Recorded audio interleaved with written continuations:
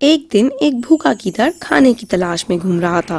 उस दिन उसे दोपहर तक खाने के लिए कुछ नहीं मिला। भूखा और थका हुआ आखिर वह एक शहर में जा पहुंचा। जब गीदड़ गलियों में घूम रहा था तो उसने सोचा कि मुझे यहाँ पर खाने के लिए कुछ न कुछ अवश्य मिल जाएगा। वह कुत्तों और आदमियों से डर रहा था, लेकिन उसे इतनी भूख लग रही थी कि वह सब भूल गया। अचानक उसने कुत्तों के तेज भौंकने की आवाज सुनी। वह डरकर भागने लगा। कुत्तों ने गलियों में उसका देर तक पीछा किया। वह बहुत तेज भागा, लेकिन कुत्ते उसके समीप आते जा रहे थे। उसने एक कपड़े रंगने वाले के घर का दरवाजा खुला हुआ देखा और उसमें घुस गया। उसने ध्यान नहीं दिया कि वहाँ पर बहुत बड़े टब में नीला रंग पड़ा था। बेचारा गीदड़ रंग वाले टब में गिर गया। गीदड़ कूद कर टब से बाहर आया। वह शांति से बोला, भगवान का शुक्रिया। कुत्ते चले गए। अचानक उसने ध्यान दिया कि उसका शरीर नीले रंग का हो गया है। वह घबरा गया। मैं नीले रंग का कैसे हो गया? अब मैं क्या करूं? वह जंगल की ओर वापस चल पड़ा। सभी पशु उसे देखकर डर रहे थे और दूर भाग जाते।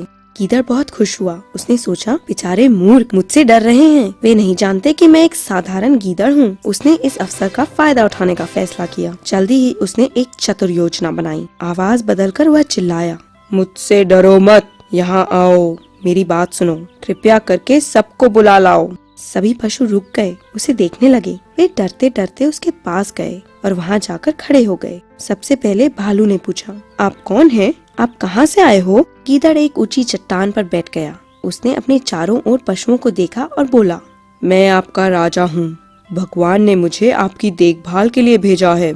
आप मुझसे डरो मत। सभी जानवर बहुत सीधे साधे थे। उन्होंने उसकी बातों पर विश्वास कर लिया। वे अपना सिर हिलाते हुए बोले, हे भगवान, हमें माफ कर दो। आप हमारे लिए नए राजा हैं। हम आपके लिए क्या कर सकते हैं? गीदड़ को अपनी योजना को कामयाब होते देखकर बहुत खुशी हुई। वह बोला, आपको मेरे प्रत्येक आवश्यकता का ध्यान रखना होगा, मेरा आदर करना होगा। पशु सहमत होकर बोले, हे महाराज, हम ऐसा ही करेंगे। हम आपकी अच्छी तरह देखभाल करेंगे। हम आपके लिए प्रत्येक वस्तु को लेकर आएंगे। जो आप चाहते हैं वो आपको मिलेगा। वह सोचता था, मैं कितना भाग्यशाली हूँ और सभी पशु कितने मूर्ख हैं। मैं हमेशा इनका राजा बना रहूंगा। एक दिन नए राजा ने एक परिचित आवाज सुनी। पास ही गीदड़ों का झुंड चिंगाड़ रहा था। काफी समय बाद उनकी आवाज सुनकर वह बहुत खुश हुआ। वह काफी उत्तेजित हो गया। सोचने लगा कि मेरे भाई बंधु काफी पास हैं। अपने आप में संयम न रखते हुए उसने भी सिर उठाया और आवाज लगाई। एकदम ही सभी जानवर समझ गए कि वह कौन है।